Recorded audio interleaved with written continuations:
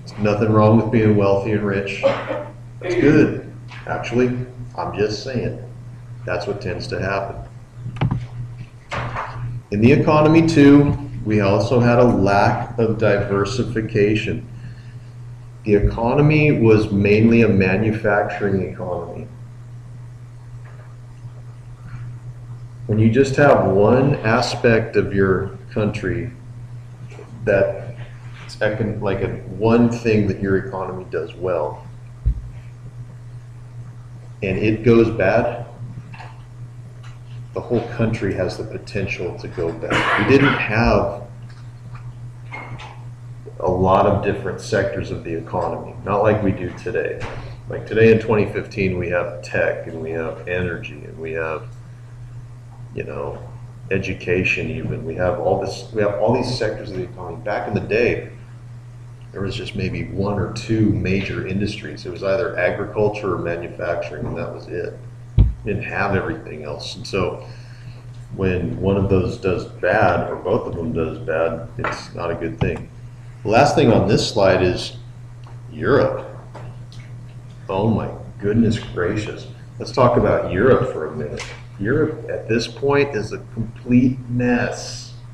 A cesspool unlike any other. Now a little history quiz. Which nation lost World War I and was severely punished?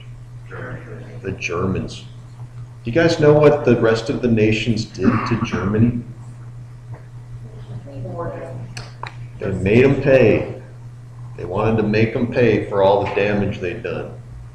So what did they do? They slapped this stuff called war reparations on Germany. So Germany freaked out because they didn't have the money to pay the war reparations. And so guess what happened?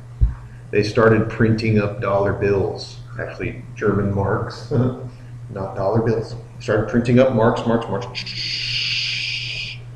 And pretty soon when they started to print up marks to cover the cost of,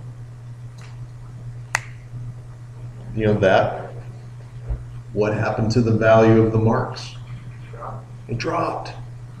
You guys, that started a ripple effect in the European economy because Germany couldn't pay it back. Our trading partners were European nations. It starts a ripple effect. They have difficulty buying our stuff. There's a lot of problems. The European economy in a lot of ways affects us, and this is not a good thing. Okay, so these are the bigger causes. These are not just the typical stock market. Now, this is going to be the last thing we talk about. This is President Hoover's responses. So poor Hoover. We do have a high school named after him. Well, now you know the truth. I'm just kidding. I don't know. I'm sorry that got cut off. That says President Hoover's responses. President Hoover's responses were very what you would expect a Republican to say at that point. Republicans would not say that the government should do more. The government should do less. In fact, here's a key catchphrase about Hoover. He urged voluntary, non-coercive cooperation. Wow. Don't force the businesses to do anything. What this means is ask the businesses to maybe produce less. Ask the businesses to maybe employ people more. Ask the businesses to rehire people. Just ask them, no big deal. Hey, see what you can do. All right, sounds good. Okay. That's what Herbert Hoover's response was, not forcing the government to do anything, not forcing the businesses to do anything. Again, it's voluntary, non-coercive cooperation. It's kind of like, if, with my kids. With my 8-year-old, I'm like, set the table. Could you please set the table? We'd love it if you set the table. No, just if you can get around to it, that'd be great. Set the table. Yeah? You don't want to do it right now? Okay. Can you do it a little bit later? Yeah. And people don't respond like that. You gotta tell people to do stuff. Set the table now. shut up. Set the table. Don't give me no lip. Set the table. You know, it's like non-coercive. But they simply didn't believe that the government should not force themselves on business. One thing that was kind of interesting is that Herbert Hoover actually put a temporary stop to war debt payments to Germany, because what was happening is our banks were lending money to Germany, but Germany was mismanaging their money. They didn't have enough money, so they started to print up money. So in order to avoid that, the US government basically said, okay, we're not going to lend any more money to Germany, so that they can pay back France and Great Britain. It's not going to work. So let's stop it. Okay, let's focus on us now. Unfortunately, that hurts Europe, because if France and Great Britain aren't getting paid by Germany, France and Great Britain are going to go through the Depression too. Everything's related. Everybody's part of a big circle of being.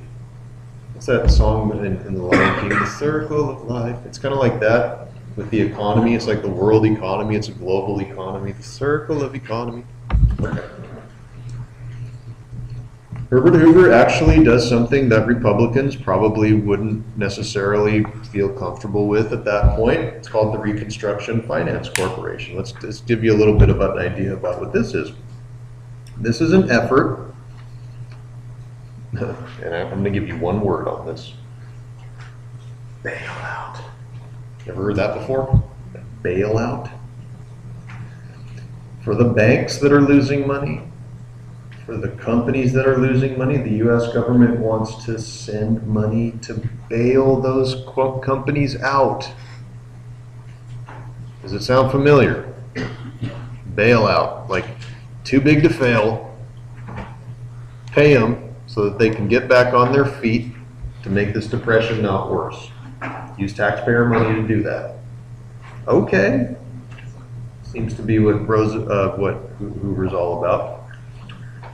The very last thing has to do with these two knuckleheads at the bottom.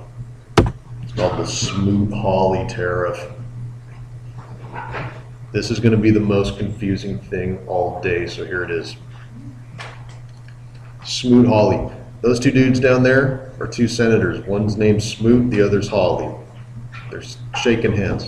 What they decided to do is to put a tariff on goods that come into the country, made in Germany, made in France, made in Great Britain. A tariff is a tax. And what they were going to do is they were going to slap a tax on the stuff coming in so that people would buy the American-made goods. And what they hope to have happen is that the American-made goods, that would stimulate industry here and promote business here rather than promote business abroad. But guess what the other countries that were affected by this did? They did their own tariffs too on American stuff. So American companies actually started to lose money as a result of this. And it kind of walled us off from the rest of the world, so to speak.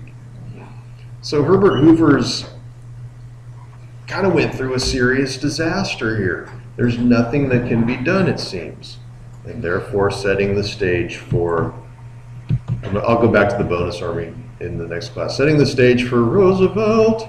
Whoa! Look at this election. Roosevelt wins by an insane margin. It's kind of like what happens to the Lakers every game this year. It is just, I'm sorry, I'm a Laker fan, so you know I got to talk about it. But we'll get into Roosevelt next class session. I'll reserve the last few minutes if you have questions. Have a good day.